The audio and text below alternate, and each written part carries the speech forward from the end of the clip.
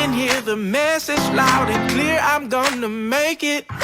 I'm stronger than ever now. Can't hold me down no more. I'm waking up. I'm waking up. I'm waking up. I'm waking up. I'm waking up. I'm waking up. I'm waking up.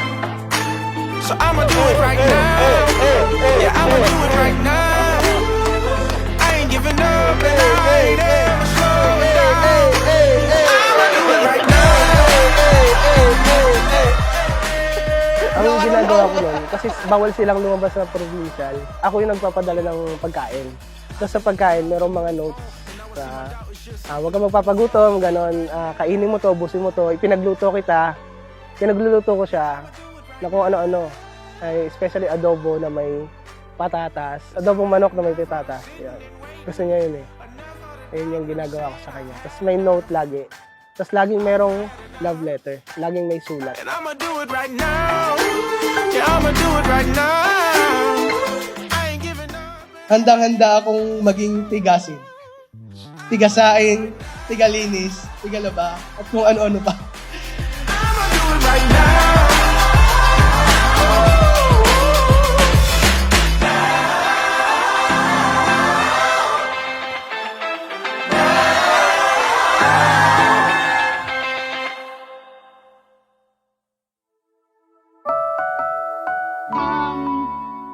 Naiyak tuloy ako. Kasi si Bo, nakilala ko siya. Kaka-ano lang ng tatay niya. 2018 daw. So nakilala ko siya, walang siyang father. Iba yung iba yung may pamilya, may nanay, may tatay. Iba pa rin yung nandyan. Doon, inabutan ko naman na nandyan yung nanay ko na na-meet ng parents niya. Pero lalo ngayon, sa gantong sitwasyon ng buhay namin, medyo nakakalungkot lang. Kasi dapat kasama namin, pero wala na nga.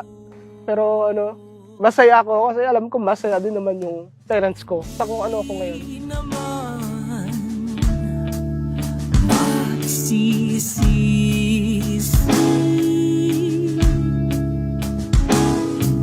Ayoko lang naman Hag daw, hag. itago ang nararamdaman. The way niya i-treat yung nanay niya, kasi malapit siya sa nanay niya eh.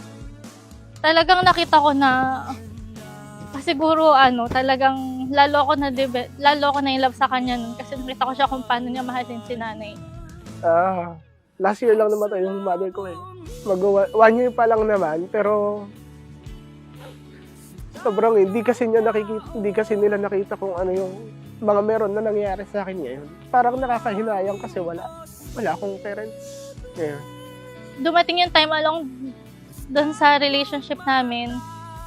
Sumunod kasi namatay si nanay.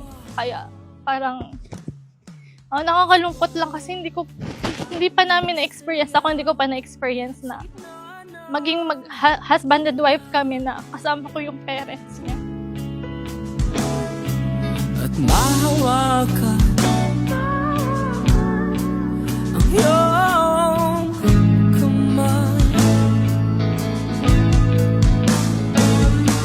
Ipagtatapat na ika'y aking mahal,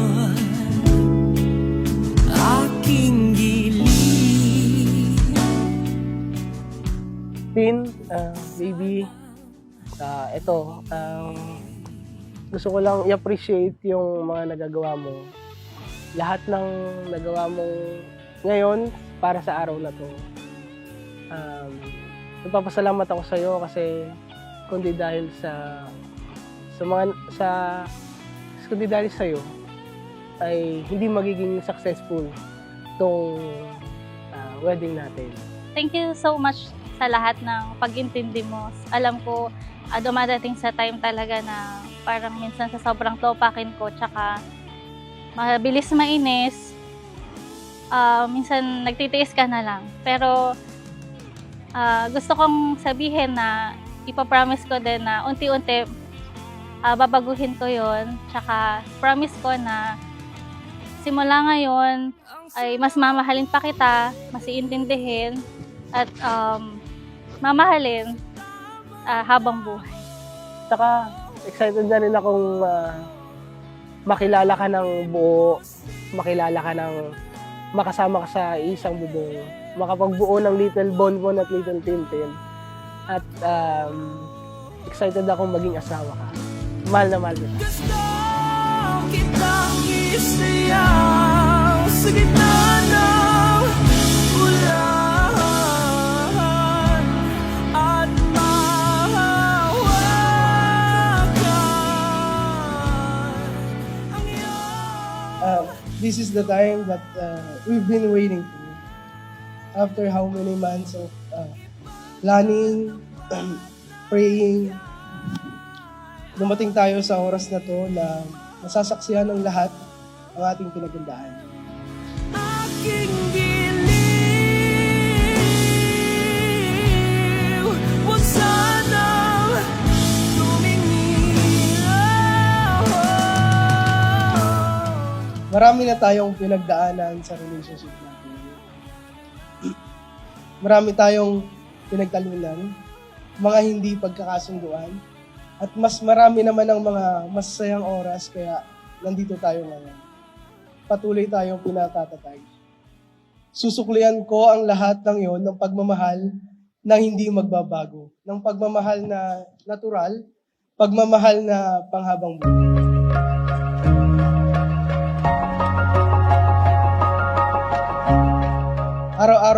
Araw-araw patuloy kitang mamahalin. Araw-araw sabay natin tatahakin yung buhay na pinlano ng Lord para sa ating dalawa. Dami nang naipong mga luha, dami nang rason na magduda. Sa Lahat gagawin ko para mapasaya ka. Ikaw ang aking palaging uunahin at sabay tayo magsisilbi sa Lord at siyang magiging sentro ng ating relasyon. Napakasarap lang sa pakiramdam dahil tinugon ng Lord ang panalangin. Yun na yung makasal sa'yo. At pinapangako ko sa'yo na kahit kailan, hindi kita pagtataksin. lahat ng bukas ay ibibigay. Hawak at huwag bitawan aking kamay. Takot ay ibubura pa lang. Actually, habang sinisimulan ko tong sulat na to, hindi ko pa din alam kung paano ko siya sisimulan. All I know is magsisimula na tayo ng panibagong yugto ng buhay bilang mag-asawa.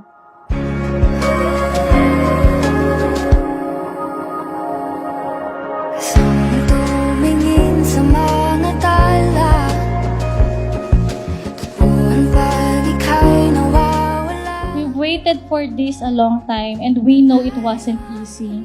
Marami tayong naging pagtatalo, maraming nalagpas ang pagsubok. But yes, we're finally here. Di hahayaan na masira pang muli, pagkat minsan ako'y nagkamali.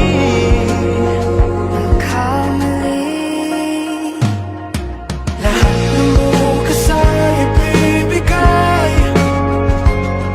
Hawak at pagbitawan aking kamay. You are the reason I want to spend forever with. From today onward, you and I will be in one heart, one soul, and one mind, today and forever. I love you.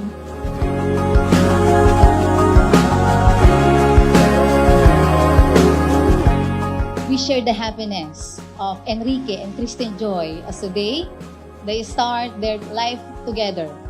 May the Lord be with you. Tayong lahat na nakikiisa at patuloy na nakikipagdiwang sa mga pagdiriwang po na ito, wala tayong unang makita kung hindi ang katapatan at kabutihan ng Panginoon para kay Enrique at kay Kristen Joy. Takot ay ibubura